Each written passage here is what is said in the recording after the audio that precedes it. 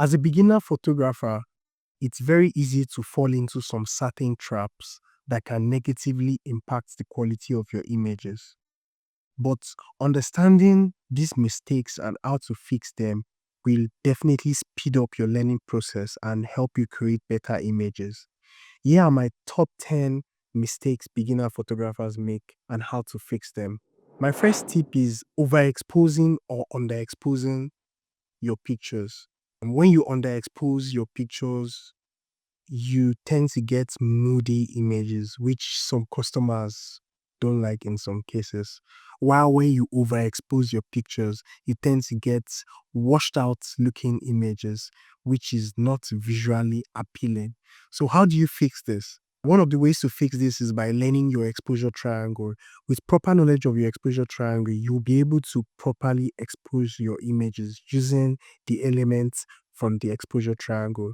Another tip for fixing underexposed or overexposed picture is when you use your Instagram. By using your Instagram, you'll be able to accurately tell if the image is overexposed or the image is underexposed.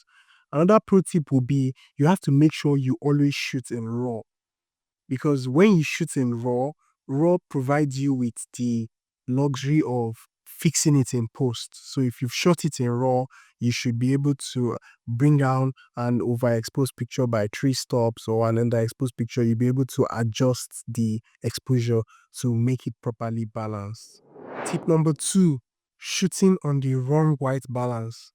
The white balance really affects your image, and it can positively affect your image and negatively affect your image. It can positively affect your image in the sense that if the white balance is correct, the white in the picture is going to look white.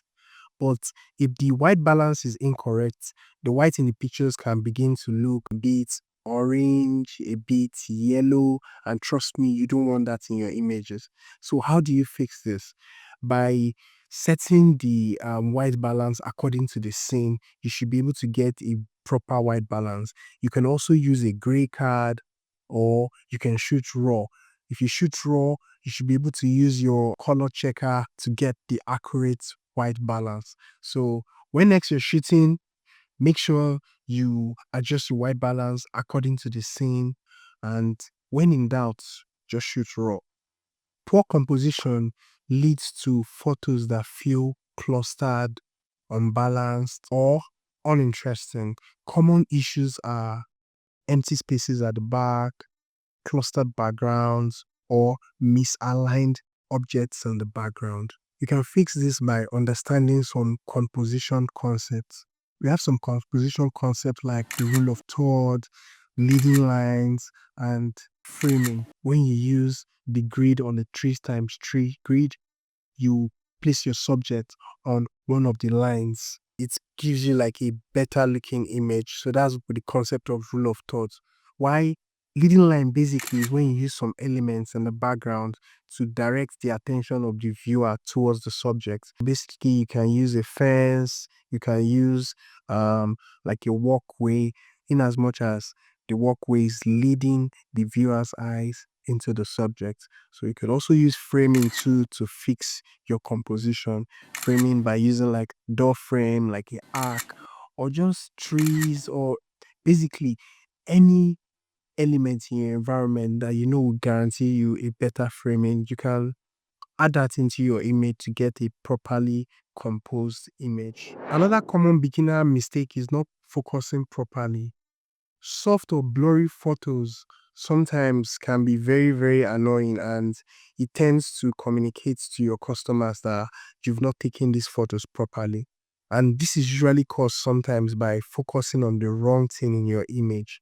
And this can be fixed in a couple of ways.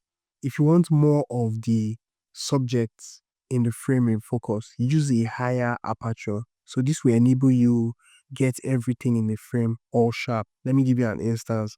If you are taking like a group photograph, you want to make sure you are shooting it at a very high aperture so that everybody is in focus. Another pro tip will be to make sure you're checking your pictures as you shoot.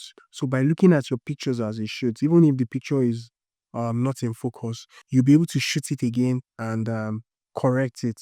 Another tip for getting sharp images is using a tripod. When you find yourself in low light situation where you know the camera might struggle a bit to focus, so just use a tripod. By using a tripod, you get more steady and sharp shots.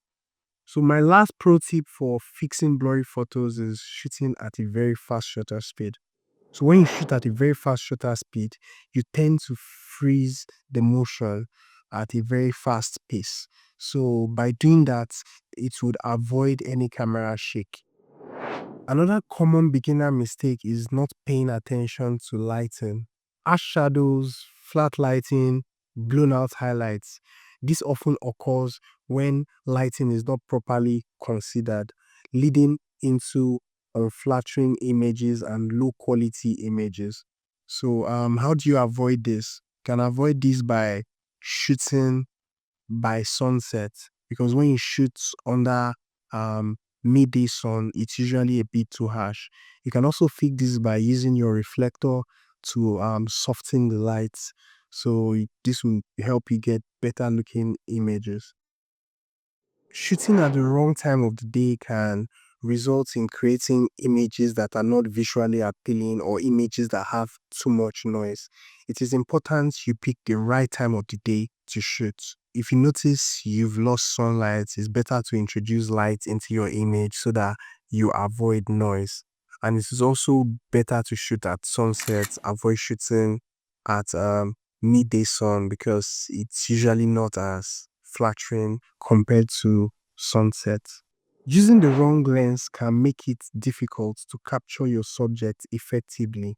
Let me give you an instance. If you're shooting landscape or you're shooting architecture photography, you definitely need a wide angle to be able to capture everything in your frame.